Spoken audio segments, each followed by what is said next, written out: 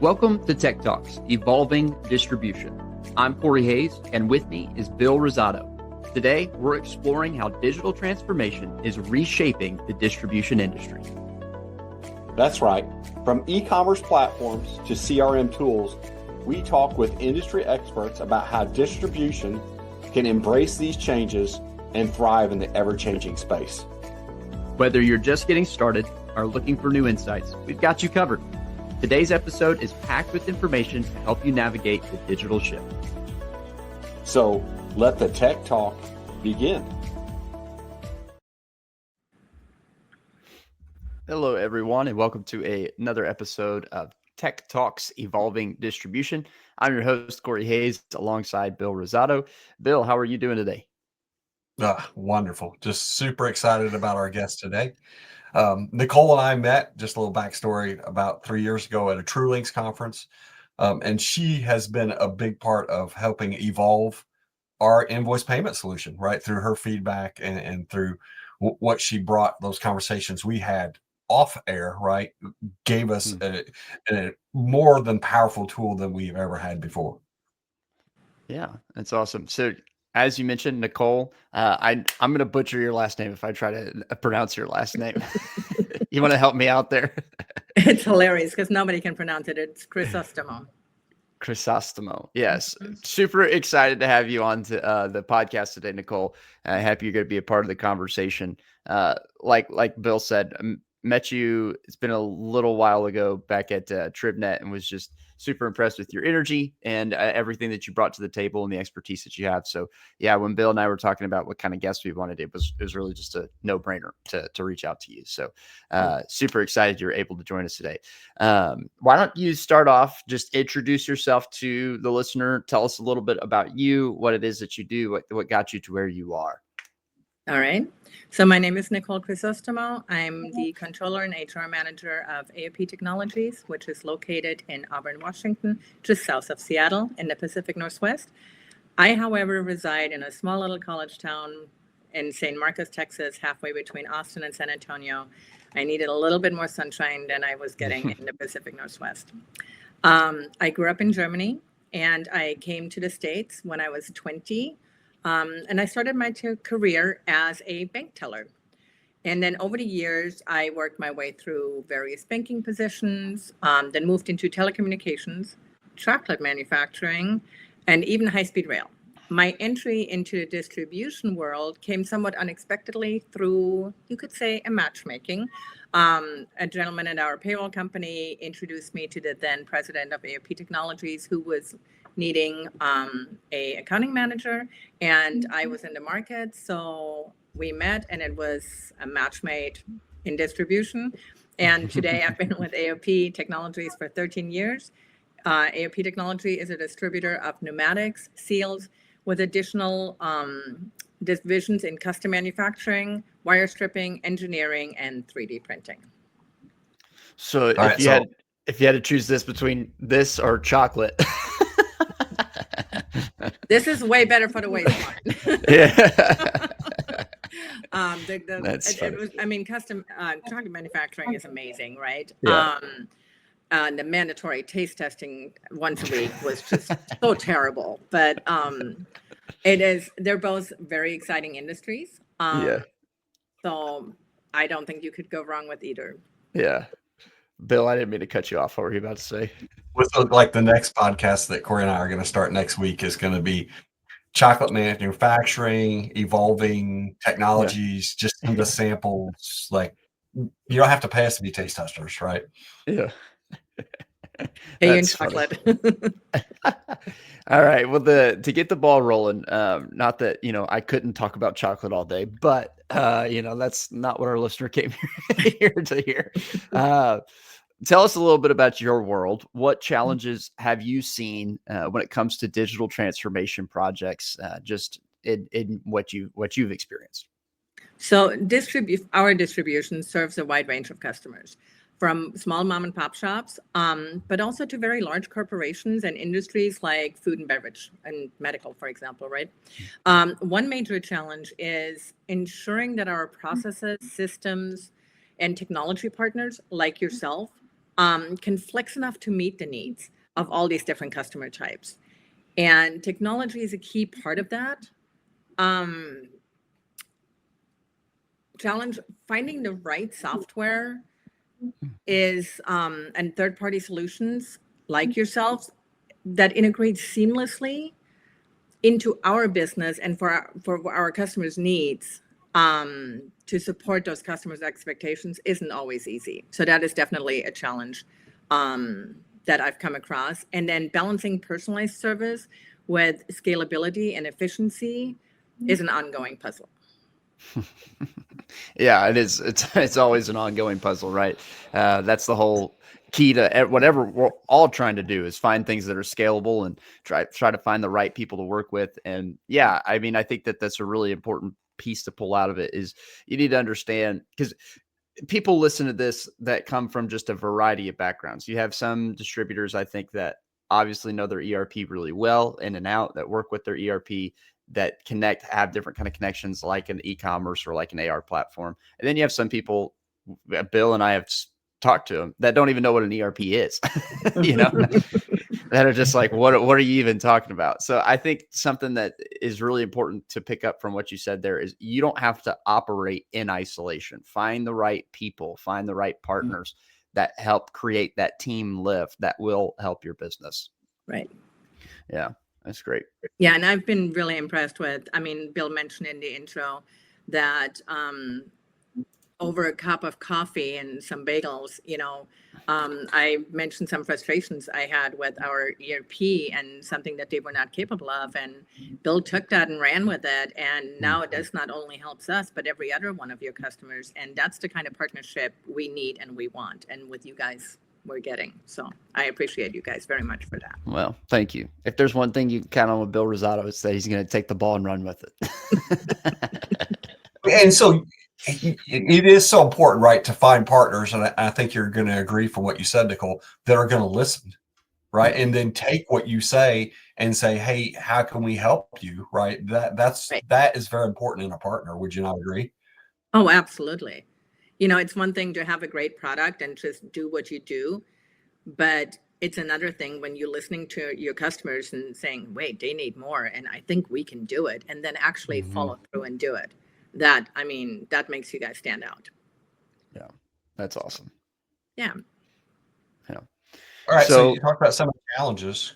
Can you kind of lead into, hey, what makes a successful project, right? Sure. What is that? Yeah, so for us, successes for us that are important is seeing customers grow because of our support has been very rewarding. We've been able to help small shops scale up and large companies solve complex engineering projects and problems. Internally, we've been strong cross-functional collaboration between departments like engineering, manufacturing, and distribution. And that allowed us to deliver a customized solution quickly, which is a big differentiator, right? There's a ton of distributors out there, but what makes us different, right? And another success is our ability to evolve with times. Embracing new tools like 3D printing, investing in some customer-friendly portals, payment centers, like yourselves, actually you, and finding ways to make the customer experience more streamlined. So having you guys as a partner not only helps us be more efficient, but it also allows our customers, they might be in a different time zone, right? It's very difficult to communicate. We have customers worldwide. And having a system that operates 24/7 and gives them the flexibility to do their business when they need, when we might not be available because we don't work 24/7 has been fantastic. And then personally, I consider it success in distribution is staying adaptable because this industry keeps you on your toes. That's a really good point. Staying adaptable, always be willing to, change with the times, change with the coming and going of the seasons and the waves. That's a really good point because I think we do find it a lot, and I'm sure that you see this too, that people just get kind of stuck in just one way. This is the way that we're always going to do it. This is the only way we're going to do it. And while that might work for a moment, while that might work for a season, if you really learn how to adapt and really learn how to do what you do well, take what you do well, and find ways to do it better. That's a big point, key point. Yeah. As a leadership team, we decided a couple of years ago that one of our main things to focus on is having a growth mindset. And that has really changed a lot in how we approach things, how we partner, and how we execute. That's interesting. So when you say have a growth mindset, is there anything practical that sticks out? Like what was the shift that you feel like you had to have to go towards a growth mindset? Letting go of this is how we've always done it, first of all. And second, not fearing the unknown, being open to what is out there, being curious, and then determining where can we improve, where can we increase efficiencies, where can we increase our support for our customers, and what tools will that take. And it has done really well for us. We've expanded in many things, and we're doing it well at the same time. And we're doing it with third-party partners that allow us to be more efficient and to have better technology, and be more customer focused.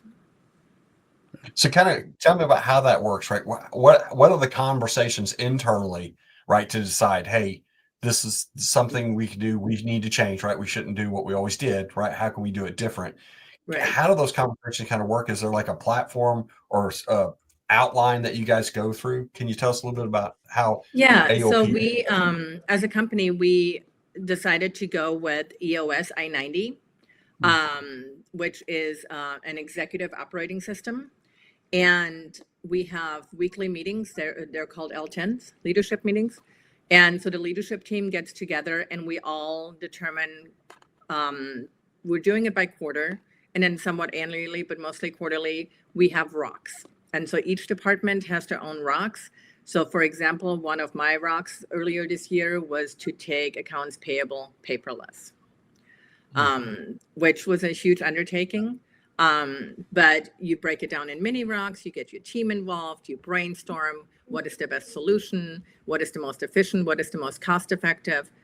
And that with starting to do things like that, we went from just going in and doing business day after day to really employing that growth mindset and taking our operations into a new level.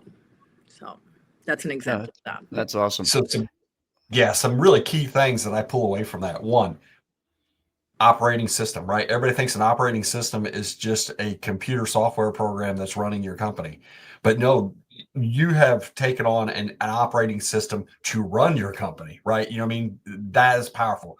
The other big thing that I really like that you said is quarterly. You're no longer looking at day to day or even week to week, month to month. You're looking at big rocks in quarters, right? And how are you going to break that down? That's some powerful information. And that explains why you guys are where you are today, right? To be a leader in the field that you are as a distributor is because you were looking at things big picture, right? Not just going through the motions day to day. How do I get through this day? Correct. Yeah, it's been a huge shift for us. I mean, where we were 2 years ago and where we are now, we're also, as leadership teams, constantly learning and growing. We read books. Growth Mindset was one of those books, right? Now we're onto conversational capacity. So we're constantly learning and growing and improving ourselves in our day-to-day, in our work life, in our personal lives. And it has made a tremendous shift and effort. It's been fantastic.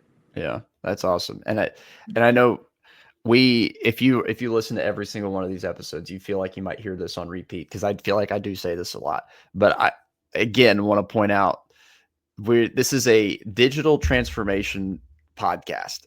But what's amazing to see is that the more that leaders invest into the people that work with them and work for them and work alongside them, the better their digital footprint becomes, the better their relationship digitally becomes with their customers. This is still a people business, and learn to invest in your people. Even though it's digital transformation, when you take that next step of investing into people, it's going to help your business in all areas. So that's great. Absolutely. You nailed that. So what is the biggest tip, that one thing that you would put on a billboard or a t-shirt if somebody is saying, hey, we're embarking on a digital journey, we're embarking on this journey, what's that one big tip that you would give a company? I would say, besides investing in your people, would be to embrace partnerships. Whether it's a payroll company, a software provider, a technology provider, the right relationships open doors to opportunities you may have never envisioned. I'm living proof. Without the initial introduction, I might have never found my way into distribution. And in this industry, especially, success is rarely a solo effort. So it's about collaboration, both inside the company and with external partners. Takes a village. That's what I got. It takes a village to really do it. We all have different expertise, right? Yeah. And if you want to grow, if you want to be a leader in your industry or in your life, you don't have all the skill sets, no matter how much you learn. So you partner with people who have those skill sets and you benefit each other, and it becomes a great team. Yeah. Yeah. And that's something that I appreciate here at Aldrich. I feel like our founder, Heath Aldrich, really took the time to understand the people that he was adding to the team and make sure that skill sets were appropriated in the right way. And it sounds like AOP has done the exact same thing. Use people where they're skilled at, and then also give them a chance to flourish and give them a chance to grow. So that's fantastic. Yeah, I have to say hats off to Mike Toohey, our CEO and president. He has been instrumental in all of this, and his leadership has been an example to follow. It's been inspirational, and he's behind all of this. So we got really lucky with him. It's always nice to have somebody who's buying in to what the vision is, right? So correct. Yeah. Hey, so on the flip side, I'm going to say Mike got really lucky to have you join the team too. Well, I was there before he came, but he held on to me. So okay. Well, the person before Mike was lucky to get you, and Mike was lucky to have you when he showed up. Yeah, Mike. I think it was 9 years ago in September when Mike came on board, and I've been there a little over 13. So, but we work well together. He's a great guy. He's super smart, and he always listens. And he's been instrumental in driving this company forward. Absolutely. Yeah. Yeah. So any of you CEOs that are out there listening, cast vision and be willing to listen. There you go. Put a little tagline on it. Absolutely. All right. Well, thank you again, Nicole, for jumping on. A lot of good practical tips, a lot of good practical things that you brought to the table to help people in their digital transformation journey. So I really appreciate you being a part of the conversation today. My pleasure. Thanks for having me. This has been fun. Awesome. Bill, anything that you want to take us out with?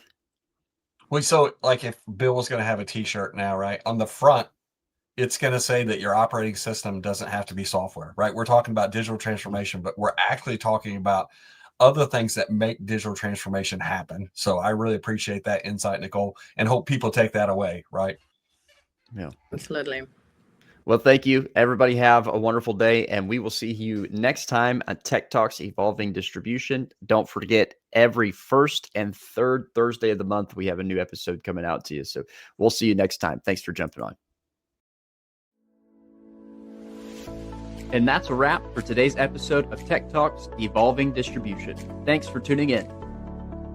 And we hope you've gained some valuable insights on how to embrace digital transformation and stay ahead in the distribution industry.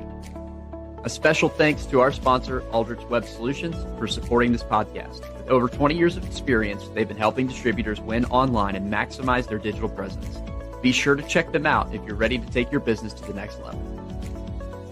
And if you enjoyed the episode, don't forget to subscribe, rate, and leave us a review. And of course, share this with anyone who could benefit from this conversation. We'll be back next time with more expert insights. And until then, keep evolving and embracing change.